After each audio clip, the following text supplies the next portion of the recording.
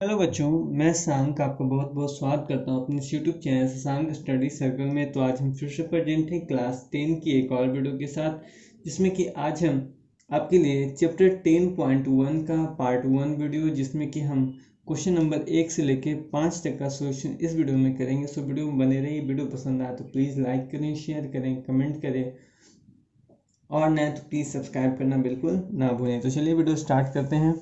और इसकी पिछली वीडियो अगर आपको देखनी हो तो आप ऊपर आई बटन पर क्लिक करके सारी वीडियोस आप देख सकते हैं, ठीक है। तो चलिए क्वेश्चन नंबर 10.1 का फर्स्ट जो हमारा क्वेश्चन है, रिक्त स्थान को भरें। कहता है फर्स्ट क्वेश्चन, कोई समांतर चतुर्भुज एक समचतुर्भुज होगा। ठीक है, याद रखना है। कहता है कि कोई समांतर चतुर्भुज का एक समचतुर्भुज होगा यदि और केवल यदि उसके खाली स्थान एक दूसरे पर लंब हो। तो याद रखना है कि इसका उत्तर होगा विकर्ण, क्योंकि समांतर चतुर्भुज के विकर्ण क्या होते हैं? एक दूसरे पर लंब होते हैं। चलिए सेकंड क्वेश्चन है हमारा, कोई चतुर्भुज एक समांतर चतुर्भुज होगा यदि और केवल उसके विकर्ण एक दूसरे को क्या करें? समद्विभाजित करें। क्या करें? समद्विभाजित करें, यानी क्या करें? आधे आधे विकर्ण क्या करते हैं? एक दूसरे को आधे आधे भाग में बांटते हैं, ठीक है। चलिए क्वेश्चन नंबर इसी का 3 है। तथा समांतर चतुर्भुज के सम्मुख कोण हमेशा क्या होते हैं? बराबर होते हैं। क्या होते हैं? बराबर होते हैं। चलिए नेक्स्ट है हमारा, कोई समांतर चतुर्भुज खाली स्थान होगा यदि और केवल उसके विकर्ण बराबर हो तथा परस्पर समकोण हो। क्या हो? समचतुर्भुज वर्ग होगा। क्या होगा? वर्ग होगा, क्योंकि हम जानते हैं कि वर्ग क्या होते हैं? चारों भुजाएं समानांतर, मतलब एक दूसरे पर क्या होती है? चारों जो भुजाएं होती है वो बराबर होती है, विकर्ण परस्पर लंब होते हैं और जो परस्पर क्या होते हैं? एक दूसरे के समकोण बनाते हैं। ये था हमारा क्वेश्चन नंबर 1। चलिए चलते हैं क्वेश्चन नंबर 2 में। चलिए क्वेश्चन नंबर 2 की बात करते हैं। क्वेश्चन नंबर 2 जो है हमारा ट्रू और फॉल्स का है। कहता है नंबर फर्स्ट, यदि किसी चतुर्भुज की सम्मुख भुजाएं बराबर हो तो समांतर चतुर्भुज होगा। बिल्कुल क्या है? सत्य है, यानी लिखेंगे ट्रू, यानी टी। कहता है समचतुर्भुज के विकर्ण समान होते हैं। बिल्कुल गलत है, समान नहीं होते हैं, ठीक है, क्योंकि जिसके विकर्ण समान होंगे वो क्या होंगे? आयत होगा। नेक्स्ट है हमारा, समांतर चतुर्भुज के विकर्ण परस्पर समद्विभाजित करते हैं। बिल्कुल सही है, ठीक है। तीसरा क्या है? सत्य है हमारा। नेक्स्ट है, समांतर चतुर्भुज के विकर्ण लंबवत समद्विभाजित करते हैं। बिल्कुल गलत है। नेक्स्ट है हमारा, यदि किसी चतुर्भुज की सभी भुजाएं बराबर हो, ठीक है, तो समांतर चतुर्भुज होगा? नहीं, वो वर्ग होगा। नेक्स्ट है हमारा कि यदि किसी समचतुर्भुज के 3 भुजाएं बराबर हो तो समांतर जी नहीं, क्योंकि ये क्या है? गलत हो, चारों भुजाएं होनी चाहिए ना। नेक्स्ट है हमारा, यदि किसी चतुर्भुज 3 कोण समान, 3 कोण नहीं, चारों कोण समान होने चाहिए, ठीक है, गलत है ये भी। नेक्स्ट है हमारा, यदि किसी चतुर्भुज की सम्मुख भुजाएं बराबर हो, उनकी लंबाइयां समान, तो समांतर चतुर्भुज होगा। क्या सही होगा? गलत होगा, ठीक है। नेक्स्ट है, यदि किसी चतुर्भुज की सम्मुख भुजाएं समान लंबाई की हो तो समांतर चतुर्भुज होगा। कि सम्मुख भुजाएं कह रहे हैं कि समान लंबाई को, क्या समांतर चतुर्भुज होगा? बिल्कुल सही है, ठीक है। नेक्स्ट है हमारा कि यदि किसी चतुर्भुज के सभी कोण समान हो तो समांतर चतुर्भुज होगा। बिल्कुल क्या है हमारा? सही है, ठीक है। चलिए क्वेश्चन नंबर 3 की ओर चलते हैं। क्वेश्चन नंबर 3 देखिए, हमारा कहता है यहाँ पर कि आपका दिया हुआ है क्वेश्चन, समचतुर्भुज के विकर्ण में क्या संबंध होता है। नंबर फर्स्ट क्वेश्चन है, तो ज़्यादा कुछ खास नहीं, बस एक ही फर्क है कि विकर्ण जो होते हैं परस्पर लंब होते हैं। क्या होते हैं? विकर्ण परस्पर क्या होते हैं? लंब होते हैं। यानी याद रखना कि समचतुर्भुज के विकर्णों में क्या संबंध होता है कि इसके जो विकर्ण होते हैं वो क्या होते हैं? परस्पर लंब होते हैं। नेक्स्ट है हमारा, किसी समांतर चतुर्भुज के वर्ग होने के लिए उसके विकर्णों में क्या संबंध होना चाहिए। यानी समचतुर्भुज को वर्ग होने के लिए जो सबसे पहले होना चाहिए वो क्या है कि विकर्ण परस्पर बराबर। क्या होना चाहिए? विकर्ण परस्पर बराबर तथा परस्पर लंब होने चाहिए। क्या होना चाहिए? विकर्ण परस्पर बराबर तथा परस्पर क्या होना चाहिए? लंब होने चाहिए। यही क्या होता है कि यदि क्या समांतर त्रिभुज क्या बनाता है, वर्ग बनाता है। तो ये था हमारा क्वेश्चन नंबर 3 का सॉल्यूशन। चलिए चलते हैं क्वेश्चन नंबर 4 में।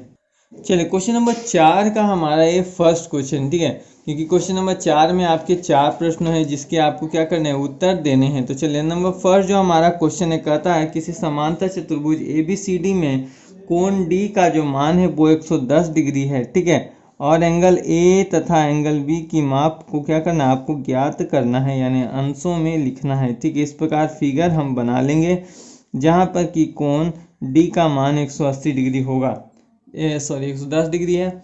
तो हम जानते हैं कि कोण D का जो मान होगा कोण B के मान के बराबर, क्योंकि जानते हैं कि समांतर चतुर्भुज के कोण क्या होते हैं, आमने सामने सम्मुख कोण बराबर होते हैं।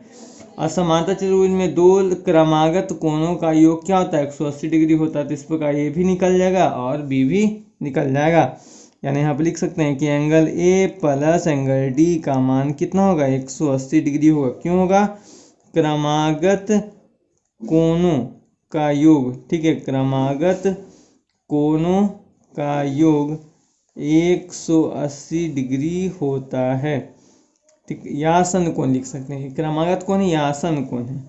तो एंगल A का मान निकालना, एंगल D का मान दिया हुआ 110 डिग्री बराबर 180 डिग्री, तो इसीलिए एंगल A का मान कितना, 180 डिग्री माइनस 110 डिग्री बराबर कितना, 70 डिग्री हो जाएगा, ठीक है।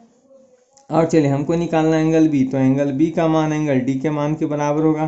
क्यों बराबर होगा, क्योंकि सम्मुख कोण क्या होते हैं, बराबर होते हैं सम्मुख कोण से, ठीक है। तो इसीलिए एंगल B का मान कितना हो जाएगा, 110 डिग्री।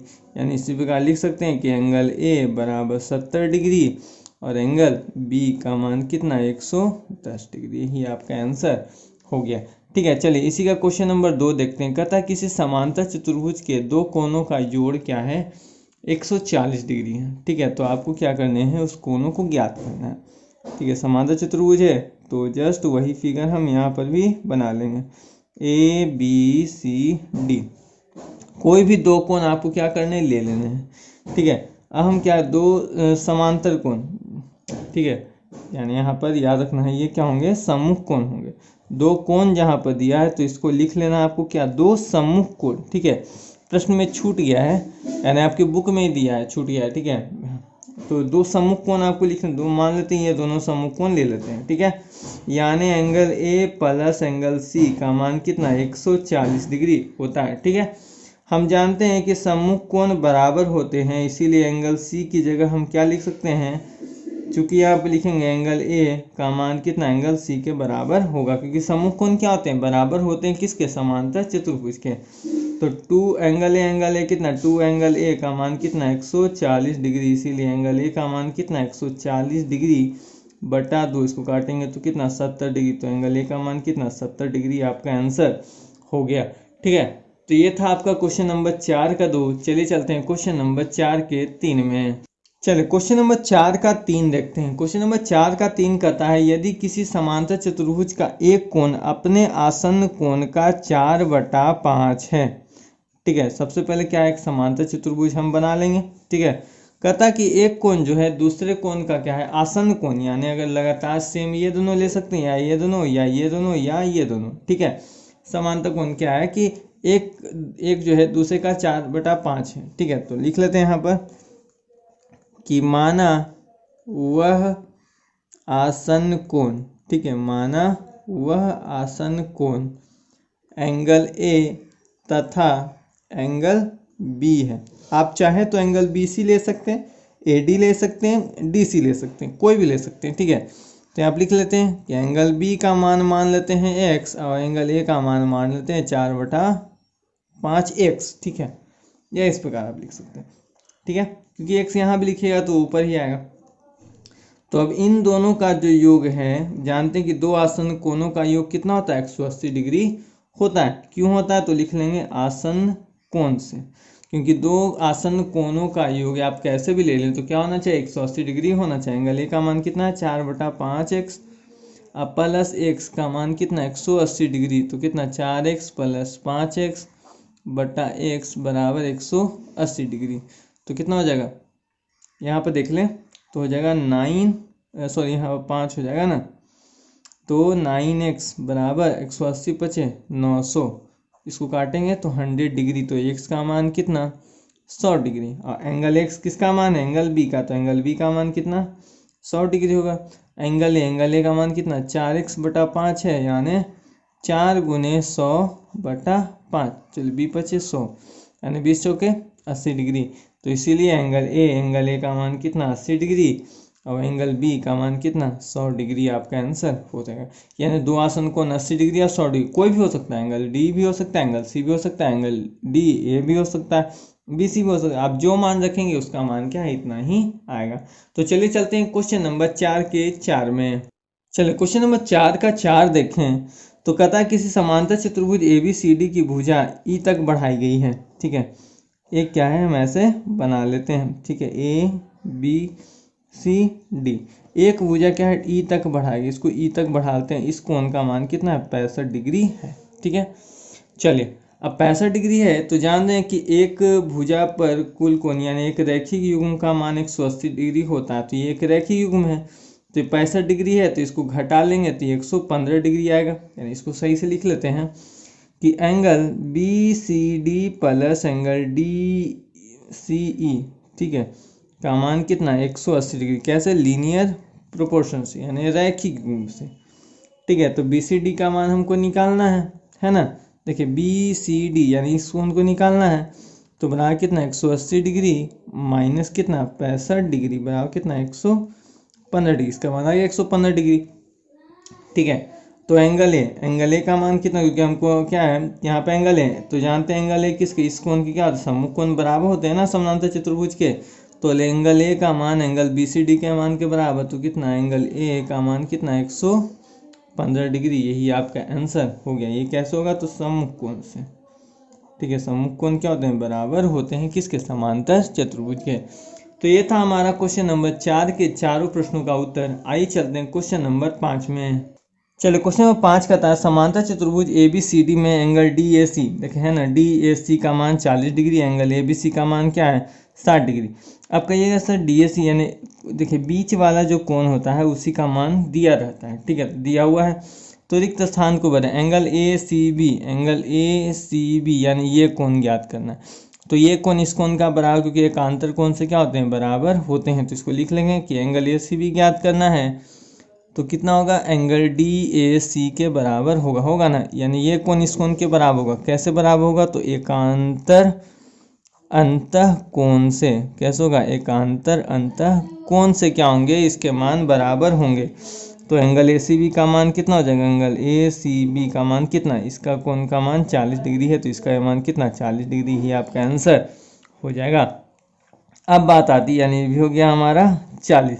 आपका था एंगल ए डी सी यानी इसका मान, तो इसका मान इसके मान के बराबर, क्योंकि क्या होते हैं समांतर चतुर्भुज के सम्मुख कोण क्या होते हैं, बराबर होते हैं। तो एंगल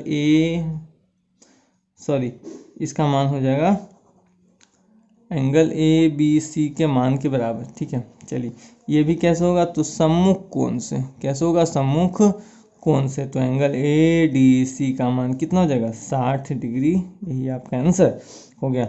चलें क्वेश्चन नंबर इसी का चलते हैं क्वेश्चन नंबर 3 में। चलिए क्वेश्चन नंबर इसी का 3 देखते हैं। तो ये हमारा 40 आ चुका है, ये हमारा 60 आ चुका है। ठीक है, चलिए तो कहता है बी ए सी ज्ञात करना है, यानी आपको बी ए सी यानी ये वाला कोण आपको ज्ञात करना है। ठीक है, अब ये कोण ज्ञात करना है, तो ये एक त्रिभुज के अंदर आता है। ठीक है, तो क्या होता है, त्रिभुज के अंदर आता है, तो यहाँ आप लिखेंगे ट्रायंगल ए बी सी में। ठीक है, ट्रायंगल ए बी सी में, यानी ये आपका क्वेश्चन नंबर 3 है, इसमें बी ए सी ज्ञात करना है। तो ट्रायंगल ए बी सी में चलें तो तीनों भुजा को जोड़ देंगे तो 180 डिग्री, यानी angle A B A C plus angle A C B plus angle A B C का मान तीनों का योग कितना 180 डिग्री होगा। तो एंगल बी ए सी ज्ञात करना है, और एंगल ए सी बी का मान 40 डिग्री दिया है और ए बी सी का मान 60 डिग्री दिया है, बराबर 180 डिग्री है। एंगल बी ए सी का मान कितना हो जाएगा 180 डिग्री माइनस इसको जोड़ के उधर घटा देंगे तो 100 डिग्री आएगा, तो बराबर कितना 80 डिग्री ही आपका आंसर हो गया। इसका मान कितना 80 डिग्री हो गया। अब कहता है कि एंगल ए सी डी इस कोण का मान, तो ये कोण इस कोण के, जैसे ये कोण इसके बराबर हो गया तो ये कोण क्या होगा इसके बराबर होगा। तो एकांतर कोण से ये भी, तो एंगल ए सी डी का मान कितना है, एंगल